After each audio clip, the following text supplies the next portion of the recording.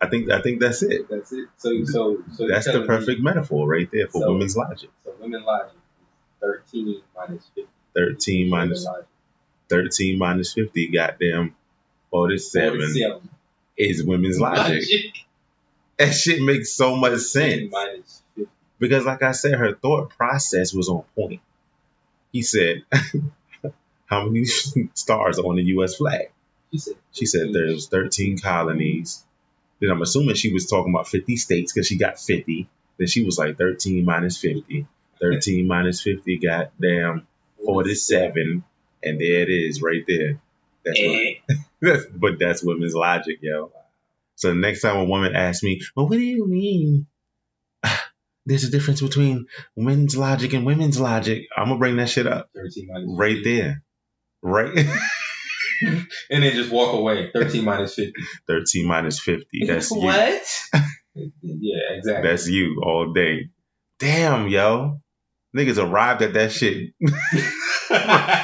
Arrived at this conclusion random as shit. But that's how science works, dog.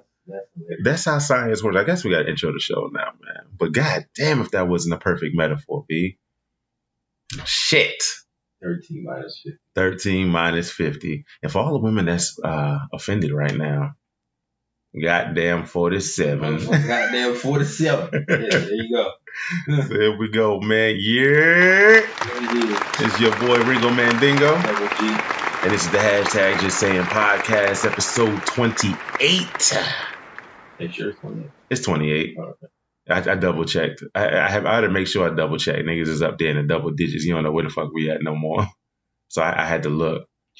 But yeah, we episode 28, man. We 28 in. And this one, this is a topic this is my topic. I ain't even gonna lie to y'all, man. This is when the double G. Right? Double G was like, I don't know, cuz. Except when you discussed it when we discussed it in the car. And then you got triggered. Because you know what I'm talking about. I really don't like politicking because everybody. And technically, this is not really politics. It's not politics. It's more critical race theory in these here United States of America, spelt with a triple K. Yeah. But you do have a triggering point. Like you do have a point that triggers. So, man, where do we even start, yo? It's so fucked up. But this is where it started. It started. Okay, go ahead. Because I'm angry. I've been the angriest nigga alive for the past few months. And it's like, nigga, blood pressure up. You know what I'm saying? I be feeling stressed for no reason. And I just be mad as fuck all the time. And I feel like I've taken the red pill from the Matrix and woke up and saw all of the racism that's constantly in my face now. So as a black man in America, we already know it's hard as fuck out here, right? Right. It's hard for our sisters too. As black people in America, we take multiple L's all of the time, man. Mm-hmm. And nothing has changed. And so you watch all these things, all these events unfold, and we're still the last in line, the bottom of the barrel, bottom of the totem pole, and mistreated like crazy. Mm-hmm. And I got an attitude. You know what I'm saying? Like, I don't want to be in that place. And so then I start thinking about the whole thing, and I'm like, damn. And it's not even anything we could do. And I think that's the part that makes me so mad. And then he was relaying how he felt about that to me. And I totally understood what he was talking about. But what really brought the conversation, what really triggered me, because I was like, all right, I get it. I totally understand it.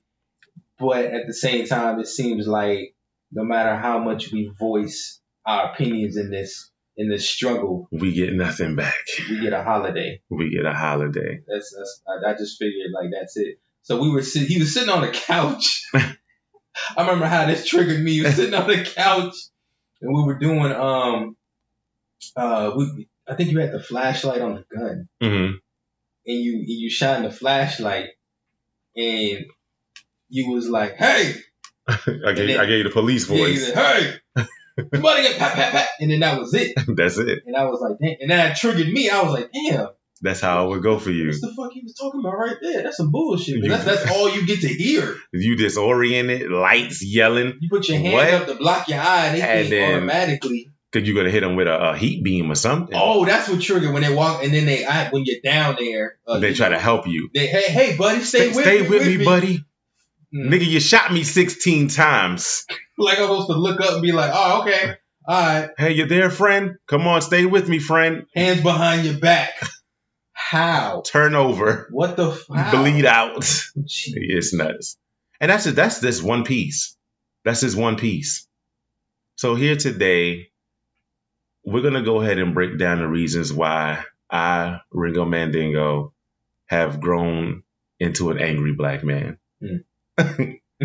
Reason one. I listed them out. I'm hated because of the color of my skin. Off rip. Do you see how ridiculous that shit sounds? Rip. You know I can't control that. You born. Dog, I'm born with this shit, bro. Born with it. The melanin is there, cuz like as a baby, you can't be like, shit. Man, I wanted the other one. Rough. It's genetics and DNA. But for some reason, certain sects of people, sex, SECTS, for those who thought I said sex, SEX, the sex of people are like, damn, those people over there are darker than us, so they're inferior. Oh. I'm so confused. What? Where did that logic come? That's bad as 13 minus 50. That's their generational upbringing. That's what it is. But that's nuts, though. That's a wild upbringing, man. It starts with, like I said, at the end of the day, if you take two kids, one white, with no outside influences. Mm-hmm. They will learn to play with each other. They love each other, everything. Yep. No color. That is a fact. The minute you drop parents into the bowl shit is with taught. them, everything is taught. It's all fucked up. Everything is taught, but my problem is, why the fuck is that being taught? But fuck it. Let's take it a step back further. Why was that even thought? I'm the first white man to come to Africa, and I see Africans. These niggas was bigger than me. Mm-hmm. They were taller than me. They were more muscular than me. They were speaking another language, and they was kind of butt naked a little bit. You know what I'm saying? Compared to what I had on. Mm-hmm. Why would I instantly think they're inferior to me, though? Just based off of pure logic. If you have like fear, if you have a little English terrier, like a little wishbone dog, and that motherfucker comes up against Cujo, that dog knows he can't fuck with Cujo. Right. You know what I'm saying? He might be barking, bah, bah, bah, bah, bah, bah, bah, bah, and as soon as Cujo pull up, and animals know, they just fall back. You know what I'm saying? But the white man was like, nope, we could take them and make them work for us. Yep. How? Wow. Like how did that logic come to be? Why did you even think that? Who told that dude? It was like, hey, I think we can take them. Dog. I would think that they landed there, they looked, and they was like, oh shit, you see that over there? What the fuck? Hey, yo, let's get out of here. That's what they should have did. They should have just dipped and left those Africans alone, yo. But somehow, some way, and I know the history, y'all. I'm being facetious. I'm being an asshole. But like, how the fuck did we end up on that boat listening to these fucking people? Dog, like it's so fucked up. So beyond slavery, all of that, what I'll be talking about is what led to slavery. But to be racist in the first place is ridiculous. Like what are the pros of that? There's no positive outcomes for separating ourselves as human beings based off of skin color. So somehow, some way, these folks chose to hate us for our skin color and then painted us so badly in history that people all over the world think that what they're saying is facts. And then on top of that, the history is so of how they envisioned it. It's so like they can't even go back, white it out, and write a new one like the way it's supposed to. They can't even do it. They can't even do that. So my thing is like, so you made up this thing, you painted this picture Then you went and told everybody, like, yo, don't fuck with them. You know, they fucking violent, they lazy. You know what I'm saying? They don't have no will. They just do what they want to do. Mm-hmm. And everybody was like, oh shit, for real? Right. Nobody wanted to come around and find out if it was true or not. Nope. And then we standing there looking like, why ain't nobody fucking with us? Right. And then it worked so well that we started looking at each other. This nigger, I'm not going over there. To each other. And that's how bad it is. Right? So that was back in the day. We didn't get over here till like the 1700s and shit. Right here in fucking Virginia. Right? Jamestown. We live in the state where slavery started. That's a thing. That's right. Yeah. Then when you think about it, it's like, no wonder shit is bad.